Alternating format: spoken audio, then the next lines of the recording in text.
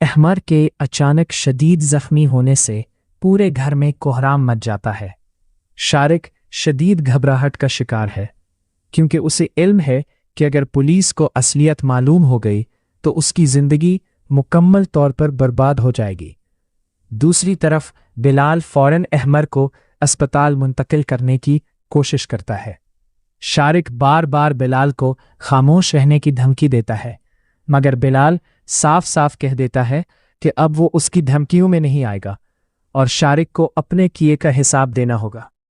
Police की आमद और सनसनीखेज इंकशाफ जैसे ही अहमर की बीवी दोनों की लड़ाई रोकने की कोशिश करती है, बाहर पुलिस की गाड़ी आकर रुकती है। पुलिस अफसर अंदर आकर बताता है कि उन्हें घर में चाकू से हमले की इत्तला मिली है। बिलाल पुलिस के सामने खड़ा होकर बताता है कि शारिक ने अहमर को मारने के इरादे से नहीं बल्कि उस बिलाल को मारने के लिए चाकू उठाया था।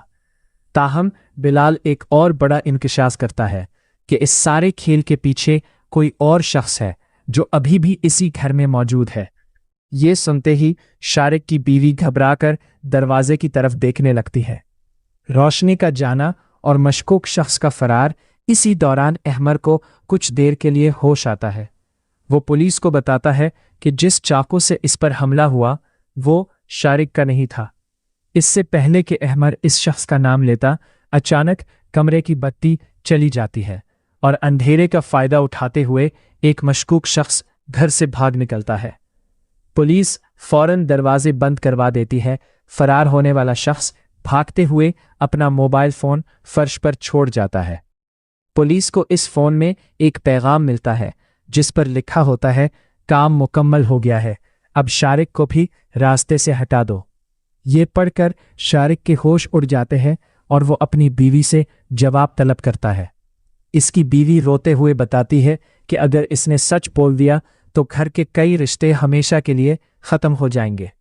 इसी असना में पुलिस का एक सिपाही बाहर से एक शख्स को पकड़कर लाता है जिसके पास एक लिफाफा होता है। लिफाफे में कुछ तस्वीर और एक तहरीरी पर्ची मौजूद होती है। तस्वीर में अहमर को एक ऐसे शख्स के साथ दिखाया गया था जिसे शारिक बहुत अच्छी तरह जानता था। पर्ची पर लिखा था, अहमर को खामोश करना ज़रूरी है क्योंकि उसे असल हकीकत मालूम हो चुकी है। अहमर बताता है कि शारिक जिस शख्स को अपना सबसे करीबी समझता है वही इसके खिलाफ पूरा खेल रचा रहा है। जैसे ही अहमर उसका नाम लेता है, शारिक के पैरों तले से जमीन निकल जाती है क्योंकि वो शख्स ऐन उसके पीछे खड़ा था। वो शख्स चालाकी से मुस्कुराते हुए अपने जुर्म से इनकार करता है, लेकिन बिलाल अपनी जेब से मोबाइल निकालकर सामने लाता है जिसमें इस शख्स की अपनी आवाज़ में एतराफ़ी सबूत मौजूद होता है।